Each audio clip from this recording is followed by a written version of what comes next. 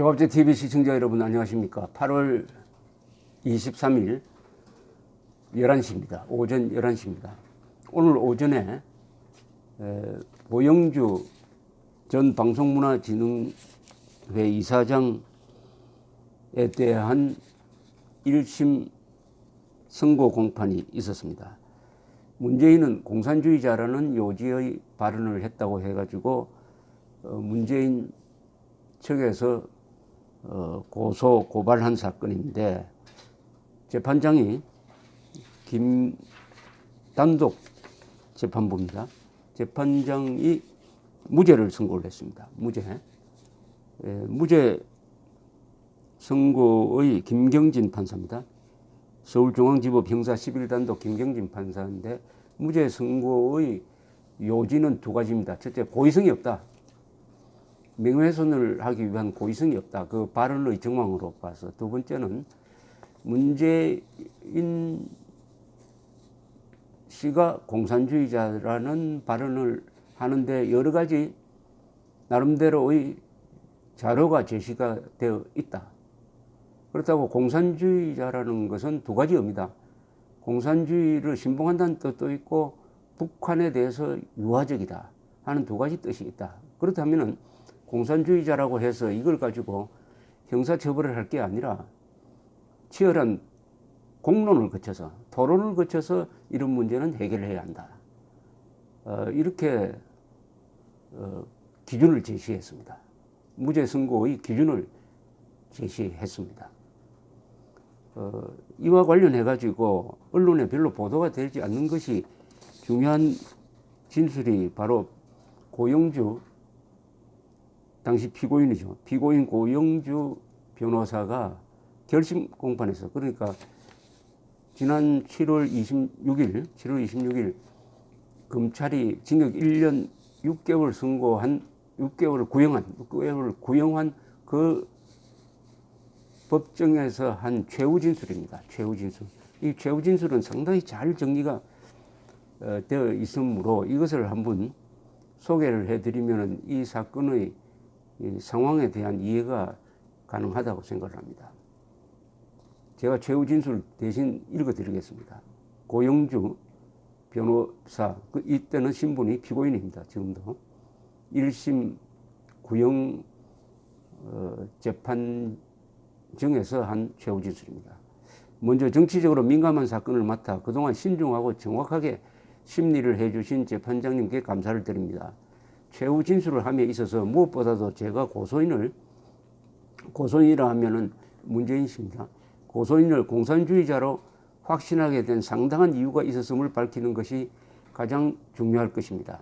그러나 고소인을 공산주의자라고 확신을 하게 된 이유에 대해서는 이미 모두 진술해서 또 변호인께서도 그동안 수시로 준비 서면 등을 통해 밝히신 바 있으므로 이 자리에서 재론하지는 않겠습니다. 그 대신 아무도 고소인이 공산주의자임을 알지 못할 때 제가 그런 확신을 갖게 된 경위와 고소인의 대통령 취임 이후 행적과 관련한 본인의 소회 등에 대해서만 간략히 말씀드리겠습니다. 본인이 약 28년간의 검사 생활 중 대부분을 공안 업무에 종사해 왔습니다. 덕분에 본인은 공안 전문 검사로서 각종 공안 현안에 능동적, 적극적으로 대처함으로써 대공전선의 파수꾼 역할 내지 휘슬블로어의 역할을 해왔습니다. 예컨대 민중민주주의가 변형된 공산주의 이념으로서 이적 이념이라는 사실을 최초로 밝혀냈고, 한 총련을 이적 단체로 규정하여 한 총련을 와해시킬 수 있게 하였고, 정교조가 표방하는 참교육이 이적 이념임을 밝혀내어 정교조 확산을 막는 데 결정적으로 기여한 바 있습니다.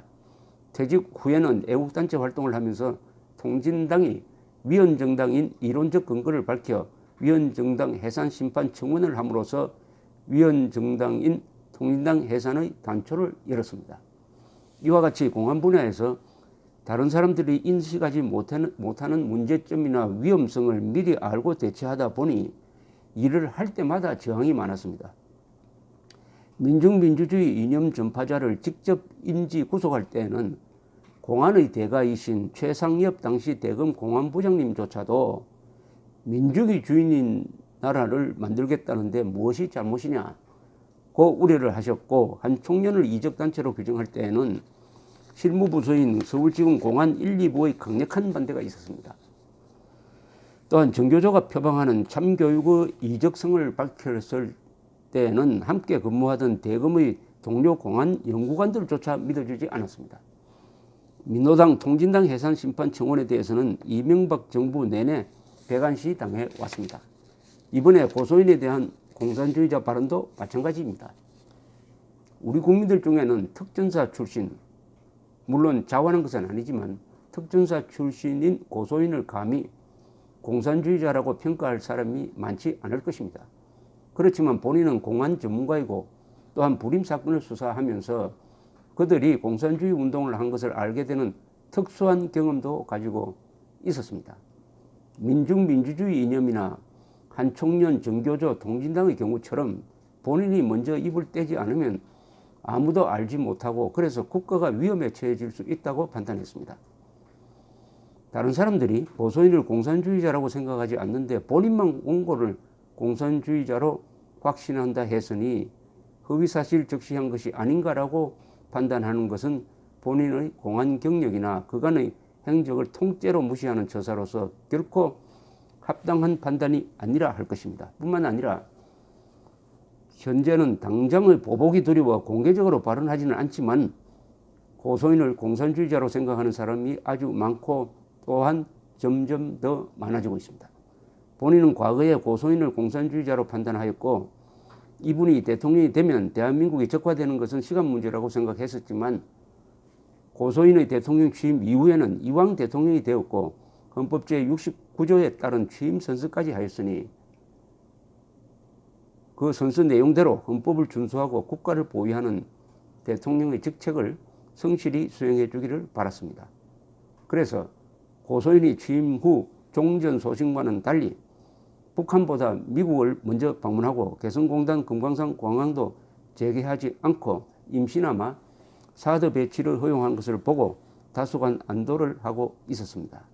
그러나 다른 한편으로 고소인은 취임 후 전대협이나 한총련 등 운동권 주사파 출신들을 청와대 비서실 내 요직에 집중 배치하고 추미애 더불어민주당 대표의 토지 국유화 주장과 문정인 청와대 외교안보특보의 한미동맹 파기, 주한미군 철수 발언들에 대해 용인하는 태도, 노골적인 친중 반미 노선 추구, 국정원의 대공수사권 폐지 등 대공수사기능 무력화 시도, 현행 헌법상 자유민주적 기본 질서에서 자유를 삭제하려는 더불어민주당의 헌법 개정 시도, 역사교과서 집필기준에서 역시 자유 용어를 삭제하려는 시도 등을 보고 불행하게도 적화는 시간 문제라는 제 말이 맞는 것 같아 불안했습니다.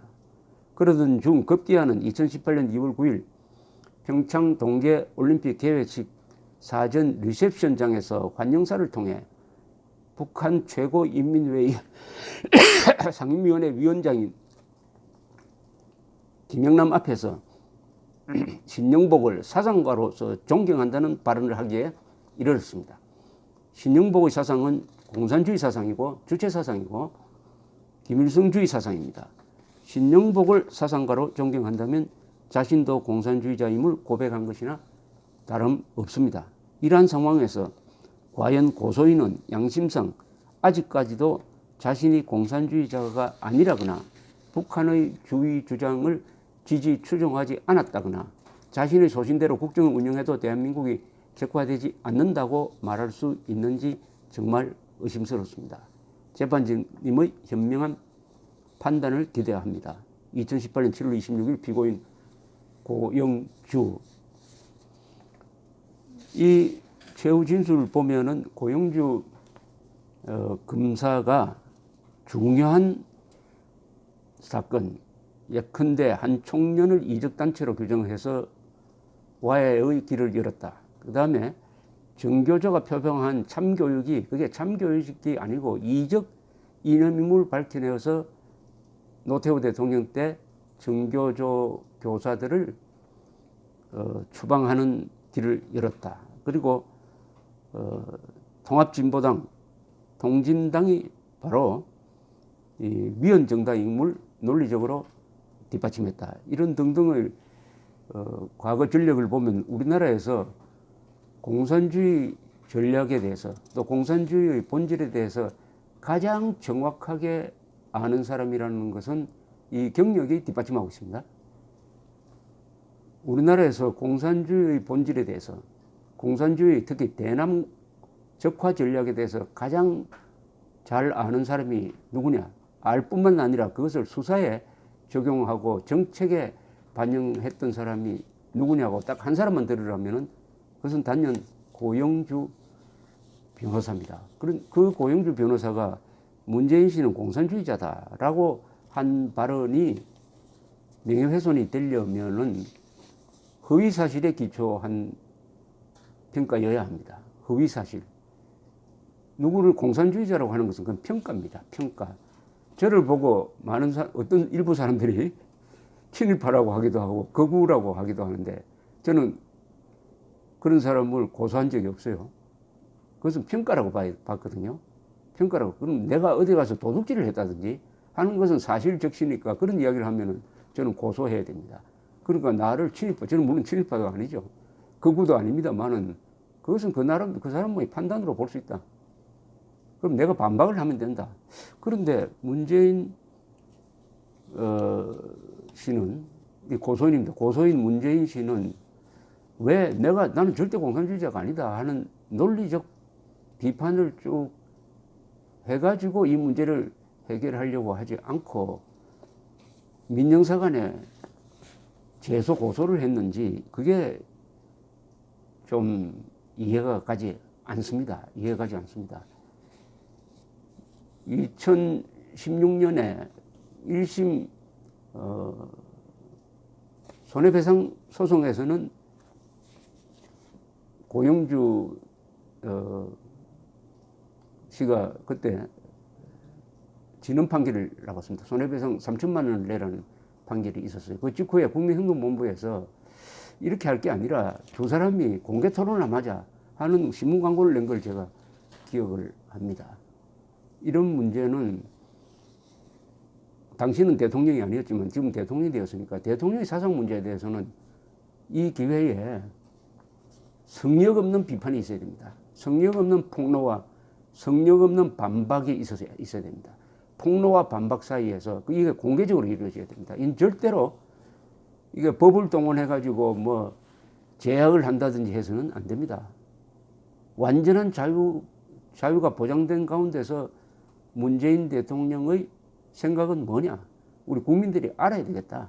이제는 지난 1년 한 4, 5개월 지난 사이에 문재인 대통령의 이념적 정체성이 상당히 드러났다.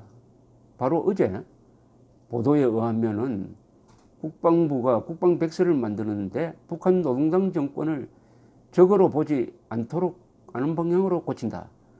또는 군인 교육 교재에서 주사파를 적으로 보지 않는다.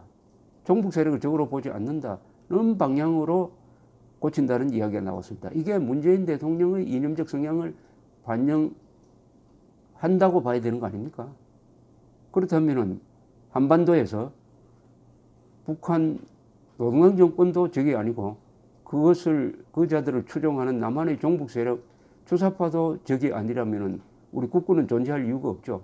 이것은 헌법 3조, 헌법 4조, 헌법 5조, 헌법 10조를 다 위반하는 겁니다.